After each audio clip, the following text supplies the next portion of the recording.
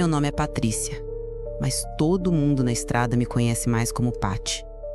Rodo com meu caminhão-baú há mais de 10 anos por esse Brasil inteiro e já enfrentei todo tipo de situação. Já peguei serra com neblina intensa, estrada tomada por bandidos, pneu furado no meio do nada e tantos outros desafios que nem dá para enumerar em um relato só. Mas se quiserem, prometo que contem uma próxima oportunidade. Por hoje, vou contar o que eu vivi certa vez, na Bahia, que foi diferente de tudo que já presenciei nesses anos de estrada. Não conto isso para ganhar fama, nem para assustar ninguém à toa. Só conto porque até hoje carrego essa lembrança como um aviso. E se você, caminhoneiro ou caminhoneira que me ouve agora, algum dia for chamado a passar por aquela estrada, preste muita atenção às placas, porque nem tudo que parece estrada é o que deveria ser. Foi no inverno de 2021. Eu tinha saído de Feira de Santana numa quarta-feira à noite, levando uma carga de materiais hospitalares para um pequeno município chamado Água Branca, quase na divisa com Pernambuco. O trajeto era conhecido, mas a chuva tinha causado interdições em alguns trechos. Por conta disso, peguei uma rota alternativa sugerida por um colega, numa estrada vicinal pouco usada, mas que cortava uns bons 60 quilômetros. Ele me passou as coordenadas no WhatsApp e ainda brincou. Mas cuidado, Pati. Dizem que nessa estrada tem coisa que aparece do nada. Na hora, pensei que fosse só zoeira de rádio PX. Eu já tinha ouvido muitas histórias assim. Só que quando virei naquele acesso de chão batido, com placas cobertas de poeira, e comecei a rodar, senti uma coisa estranha. Não era medo, ainda. Era silêncio demais. Não havia sinal de celular, o rádio chiava e o céu, mesmo com a lua cheia, parecia encoberto. A estrada era estreita, ladeada por árvores retorcidas, e a sensação era de que eu tinha entrado em outro mundo. Olhei no relógio, eram 21h43, e eu, acostumada a dirigir madrugada adentro, sabia que dava tempo de chegar no destino antes das 3. Mas nem sempre as coisas saem como planejamos. Nem bem havia começado o trajeto pelo atalho quando vi a primeira coisa estranha. Um homem, à beira da estrada, de costas, parado. Usava uma roupa antiga, tipo aquelas de roceiro de tempos passados. Não fazia sinal e não se movia. Só estava ali, estático. Reduzi, mas por reflexo. Mas algo me fez seguir adiante sem parar. Quando passei por ele e olhei pelo retrovisor, ele tinha desaparecido. Surpresa! Tentei me convencer de que era ilusão, que devia ter virado para dentro do mato, mas a sensação de que havia algo errado só aumentava.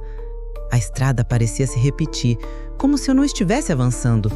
A paisagem era sempre a mesma: árvores, cercas quebradas, galhos secos e nenhuma alma viva. De repente, surgiu uma criança no meio da pista. Pisei no freio com tudo. O caminhão quase deslizou, mas consegui controlar. Quando o pesado caminhão finalmente parou, não havia ninguém.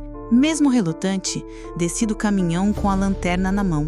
Caminhei pela estrada e chamei: "Oi, tem alguém aí?" Nenhuma resposta. Só o som do vento e do meu próprio coração batendo forte eram os únicos barulhos cortando o silêncio. Quando voltei para a cabine, o relógio do painel marcava 0 hora. E isso me gelou a espinha. Porque antes de frear, eram 22h10. Não podia ter passado esse tempo todo, podia? Engatei a primeira e segui. Só que agora mais devagar, com mais cautela. E foi então que a coisa piorou. Vi 2 faróis ao longe. Um carro vindo no sentido contrário. Mas ele não passava. Ele ficava sempre à mesma distância. A luz estava lá, mas nunca se aproximava. Até que apagou de repente. E no mesmo instante, meu motor falhou. O caminhão apagou. Luz, tudo. Parei ali, no meio do nada, com a estrada coberta por uma neblina densa que surgiu do nada. Foi quando ouvi batidas na carroceria. 3 batidas secas. Como se alguém estivesse do lado de fora. Corri para pegar uma chave de roda e, morrendo de medo, desci com o coração na boca. Rodei o caminhão, mas não vi nada. Quando voltei para a cabine, olhei para o lado e tinha uma boneca no banco do passageiro. Nesse instante, meu coração quase parou. Uma boneca velha, de pano, toda suja. Eu não tinha aquela boneca no caminhão. Depois de muita resistência, peguei a boneca e joguei ela para fora.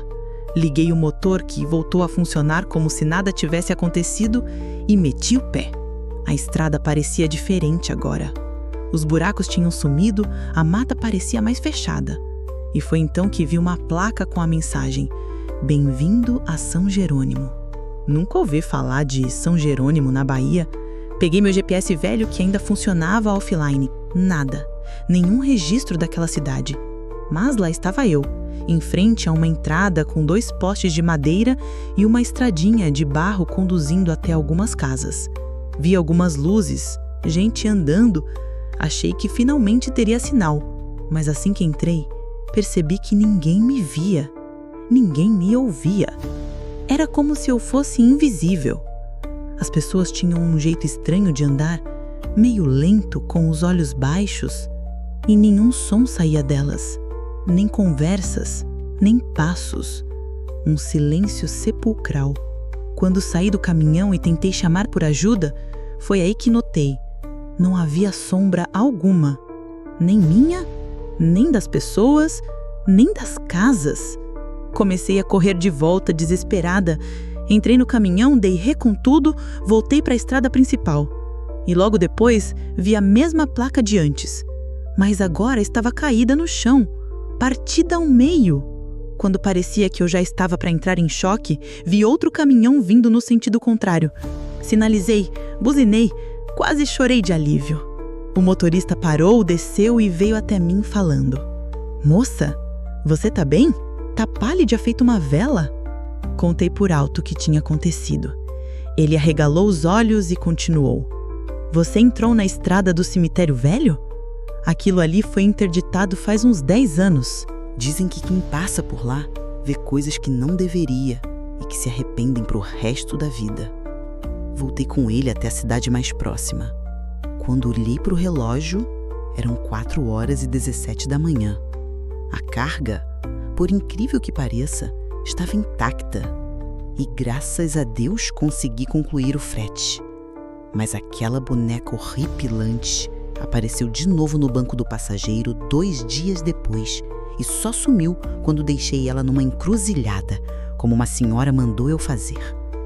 Ela me deu uma vela preta, um punhado de sal grosso e disse: Não reze, não fale o nome do lugar. Apenas deixe a boneca e vá embora sem olhar para trás.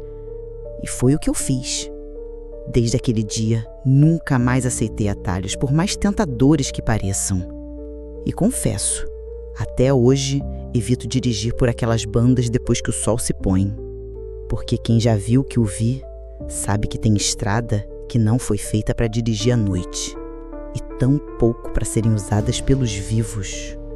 Tem lugares que parecem normais, mas são como feridas abertas entre o nosso mundo e o outro. E uma vez que você entra, nem sempre sai ileso. E se você está ouvindo esse relato agora, peço que leve a sério o meu conselho. Nem todo atalho compensa o tempo economizado. Nem toda estrada está nos mapas. E se um dia você se deparar com uma placa velha dizendo São Jerônimo, lá para as bandas da Bahia, não entre. Por nada neste mundo. Porque depois que você entra, não é só o caminho que muda. Você muda também. E às vezes, o que volta da estrada não é exatamente você. E você, cara internauta, já passou por alguma situação assustadora na estrada? Conhece ou já vivenciou alguma situação de pesadelo como esse vivido pela nossa amiga Paty? Então compartilhe sua história com a gente. Ela poderá ganhar vida através do nosso canal. Envie para o e-mail que está na descrição e também no comentário fixado. Comente de que lugar e horário você está ouvindo esse relato. Deixe sua opinião. Ela será muito bem-vinda e nos ajudará a melhorar cada vez mais os nossos vídeos, para que você tenha uma experiência única e prazerosa toda vez que assistir. E não se esqueça de curtir o vídeo, se inscrever e ativar as notificações para não perder nenhum relato horripilante como este. As estradas escondem muitos segredos sombrios e juntos poderemos desvendá-los.